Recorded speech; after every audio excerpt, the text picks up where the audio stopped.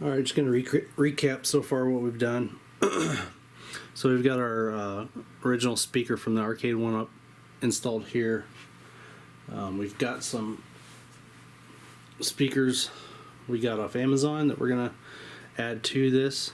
We have to solder on some speaker wire here in the front panel. Just below the control panel is where I plan on installing those. I've already kind of got it laid out where I need to put screw holes, so the speaker will be on the back side here, and then this will just slide in behind the control panel. And then we've got our other USB 4-port hub that we ordered. That's going to go here, so that'll come in from the front and mount flush there. In between the two speakers, there'll be another speaker that goes over here, one here, one on each side there. And then on the front, to cover up the, I haven't decided if I'm just going to cut a hole or if I'm just going to cut, or just drill some holes. But then these will go on the outside to kind of clean up the look.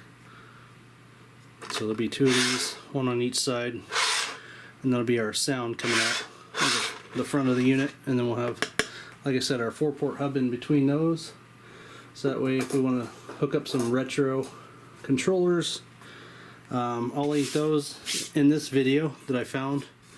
I found a review YouTube video on those controllers. Some of them are okay.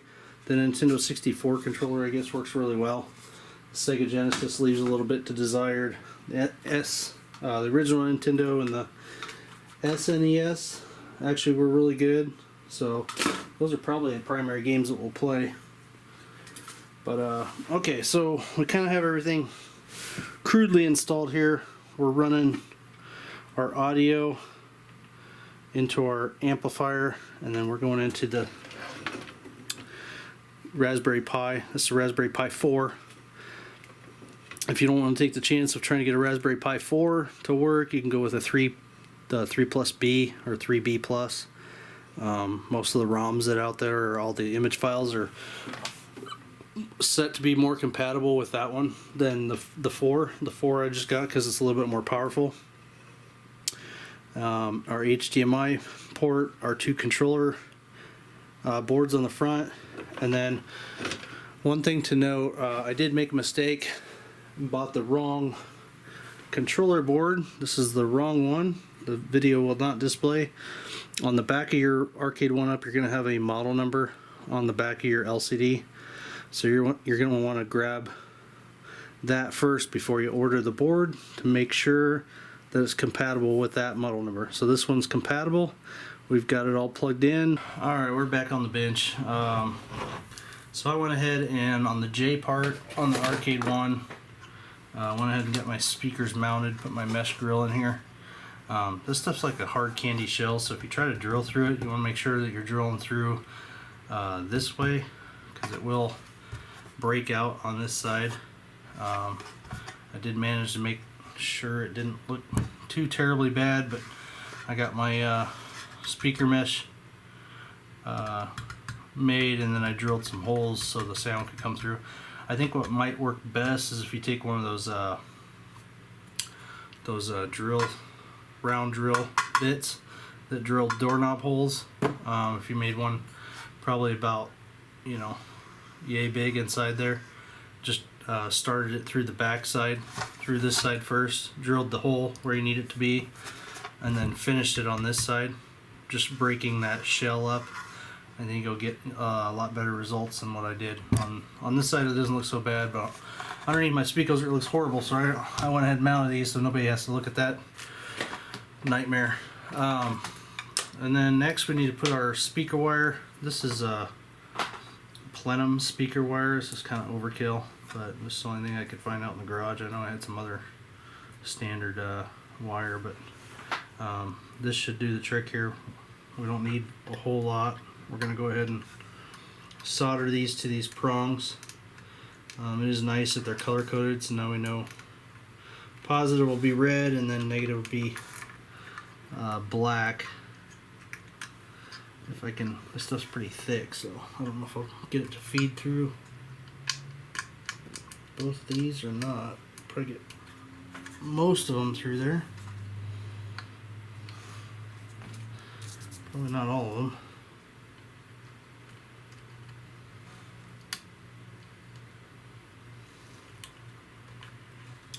That's fine, as long as we get some solder on either one of them, we'll be okay. Got some fairly thin solder, so this might take us a while to tin this up, but I don't know if I got any thicker stuff.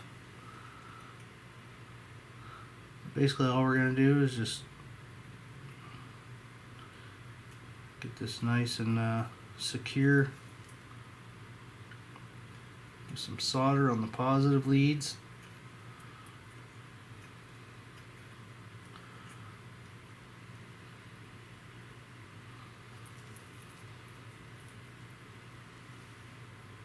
Doesn't have to be pretty, just need to make contact.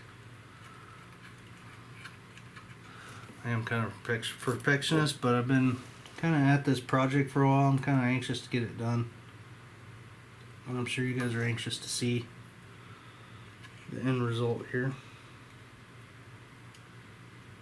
So far I think it's turned out fairly well.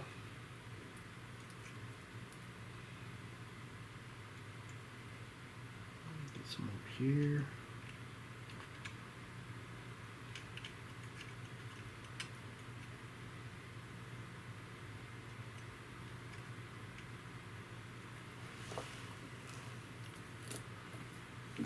Got some nice big fat solder. This would make pretty quick work getting this secure here.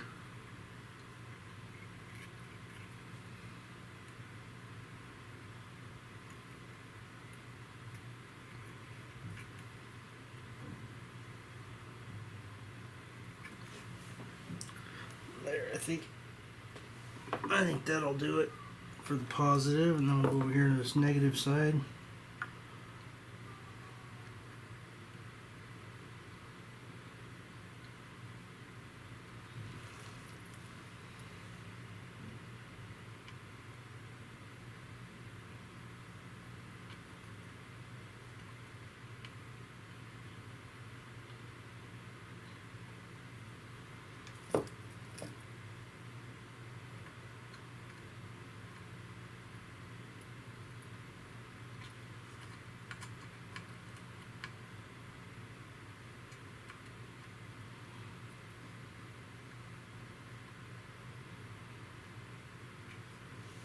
There we go. Okay, so that's all we need to do there. That's pretty secure. And I'll do the same thing on this other side here. This is all one wire, so we're gonna cut this thing in half. Actually, we'll just go ahead and get this soldered to this side.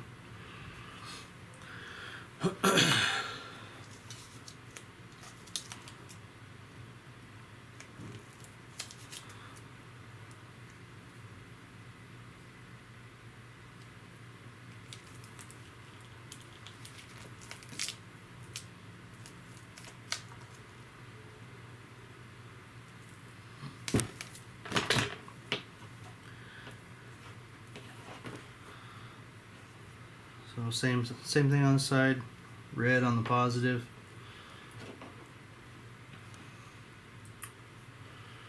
See if we can't get that through there in one piece.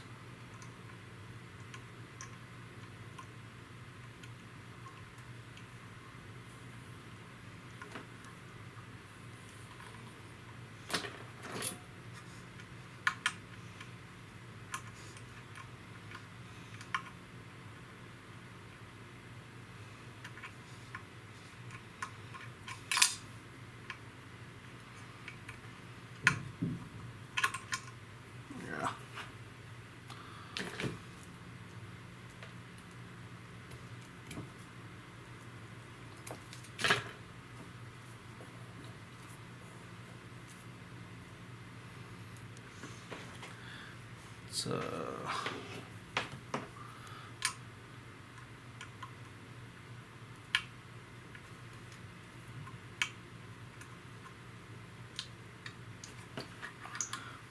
one of these numbers.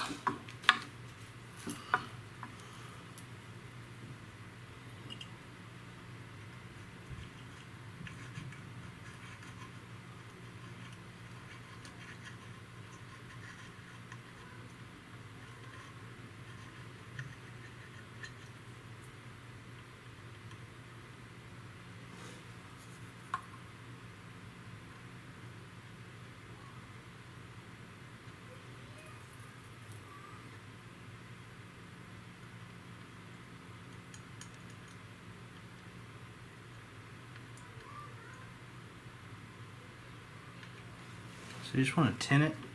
Tinning it means all your copper strand is going to have some solder attached to it. It's basically going to make it turn from that goldish copper color to silver. Once it's all tinned, you want to kind of build it up. If you got some thicker solder like I do, it won't take as much.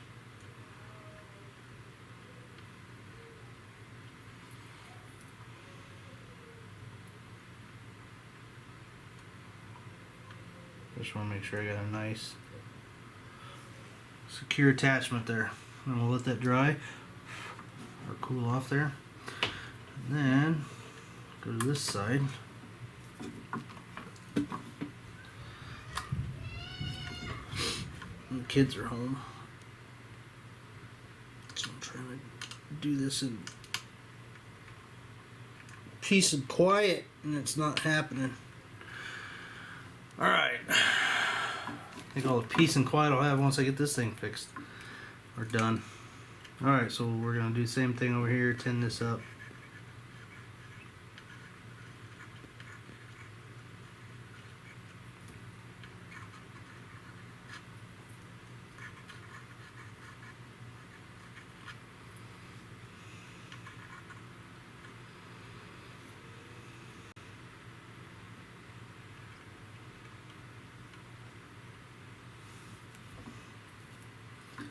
I need like a automatic dispenser.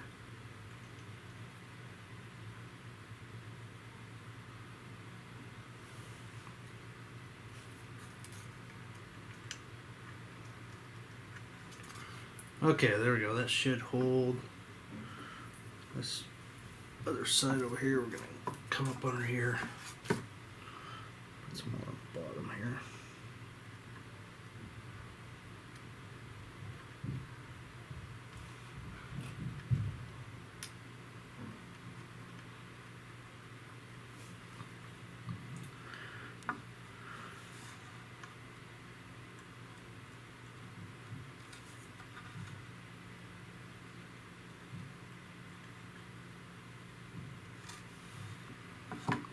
There we go. Do the same to these over here. Just bend these up a little bit. Solder's all up on top, so I'm gonna put some around the base where this came through under here.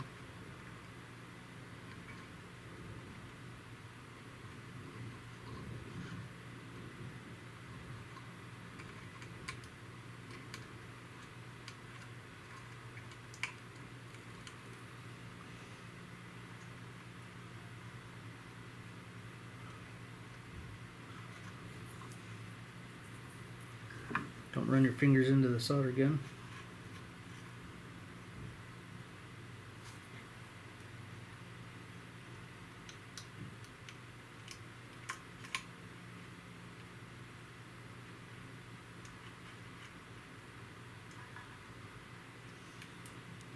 Okay, that should be good. Okay, so we're basically connected in a loop here. So I'm gonna cut this back, probably, oh, I don't know, I only have this much cable here, I'll probably just cut it in half. Like that. And we'll just cut this sheathing here.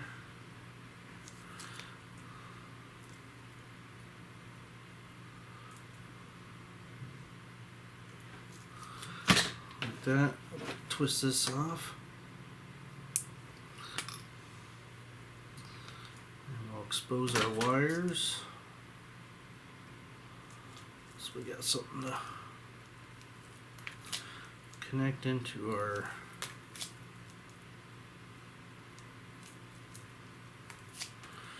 speaker amplifier.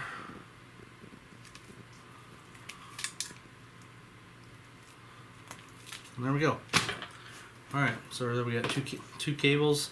We're going to slide this in, and then we'll feed them back to our amp, and we'll get them plugged in. Alright, so here we go. We got our speaker wires installed. So we're going to go ahead and this one will be the right. We're going to disconnect our old one. Take that out. This is just kind of for testing. And we'll go ahead and plug our right one in over here. And if you want, you can tin these so they don't fray apart when you're trying to plug them in.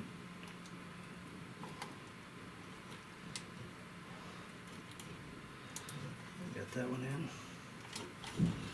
And then we'll get our left audio. We'll go ahead and secure all these wires and everything once we get everything kind of finalized where it's going to go. You can also burn that white stuff back.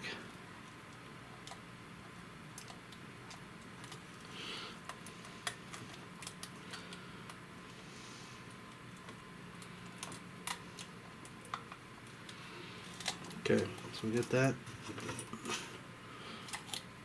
Our audio cable hooked up. Move this around the other side.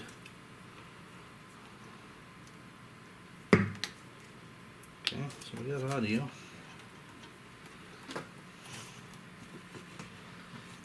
Okay. We're going to turn this down a little bit there, make sure we don't blow the speakers out right as soon as we turn it on. Right now we're connected in with our headphone jack.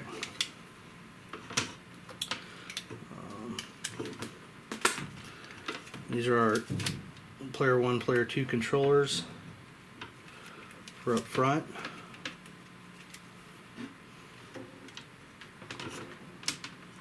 We have our power cable.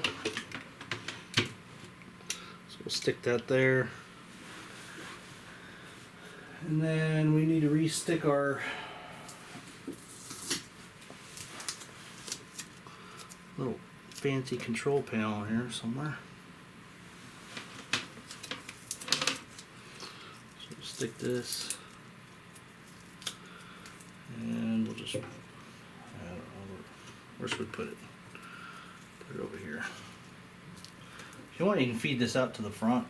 Somehow you can cut a hole and feed that cable through, or feed the cable through before you seal it all up, or you know, you could probably flush mount it so that only this is sticking out on the front, so you can actually manipulate the controls.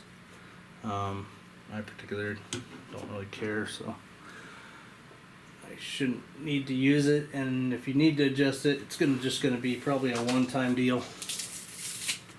All right, so we got some more stickum here. Try to reuse this other stuff. Stick this on here. Stick this board right there. I don't know if that's gonna stay. That's not gonna stay.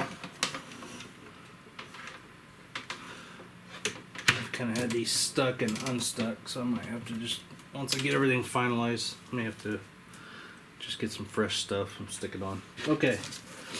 It's kind of a one-time stick deal. All right. Next step is I'm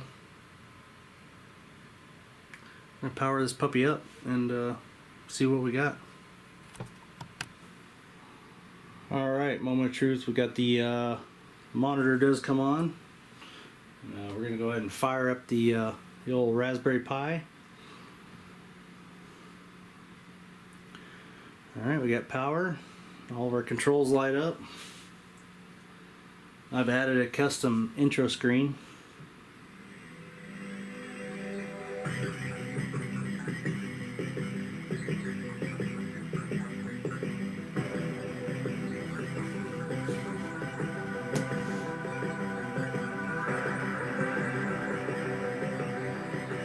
This is going through our headphone jack right now.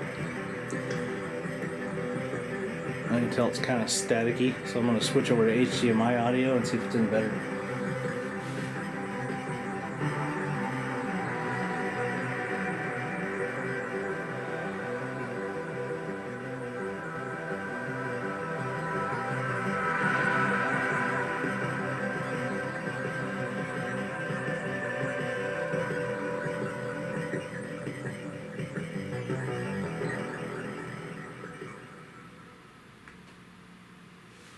Okay, so we should get our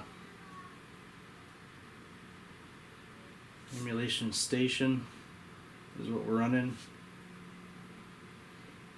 and if you hit the player 1 button, that'll bring up your emulation station settings here, so you can configure your inputs. So I'm going to go ahead and do that now just to show you guys how I did that. So we hit yes. So it shows 2 gamepads detected. So we're going to hold one of the buttons here.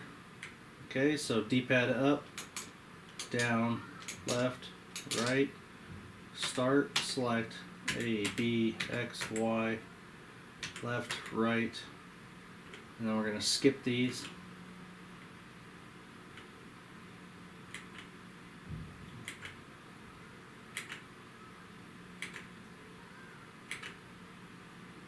Now if you had an arcade controller that had extra buttons on it, you could configure these to.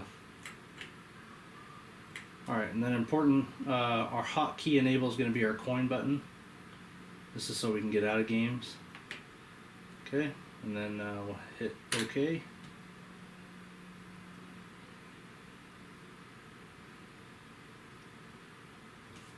Okay, so then we're going to configure input for our second one.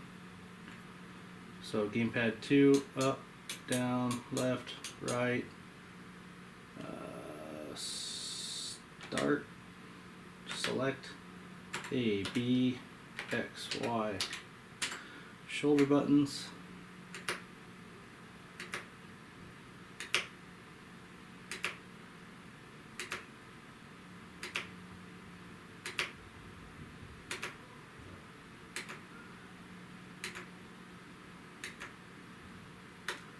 and then go ahead and make that hotkey our select, which is our coin. We'll hit OK. Alright, and then we're going to go ahead and back out of this, and then we'll just go ahead and do arcade games, and we'll find something here. There's a lot of games in here. We'll go to a favorite here. We'll go to Street Fighter. And there's a ton of them.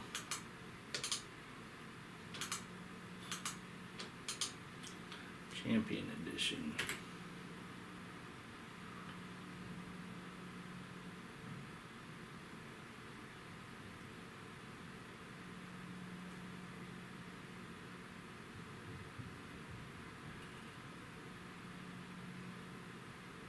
So if we hit coin, that should emulate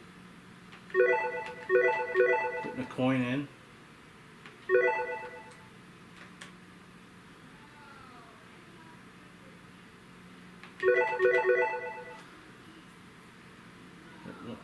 Player 1, player 2.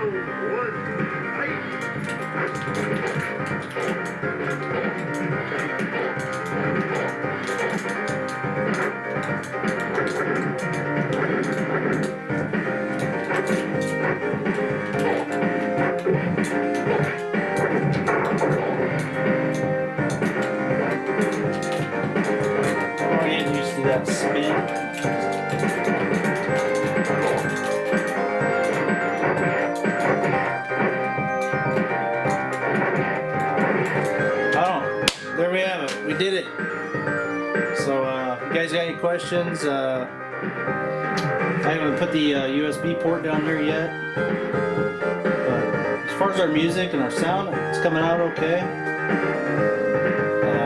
These kind of leave a lot to be desired, so I might upgrade these actually, because they're a little, on Pac-Man, they, after a while, they kind of, I don't know if they wear out or they're not great for Pac-Man. But other than that, got any questions, just like, comment, subscribe, review, and look forward to seeing some of your projects.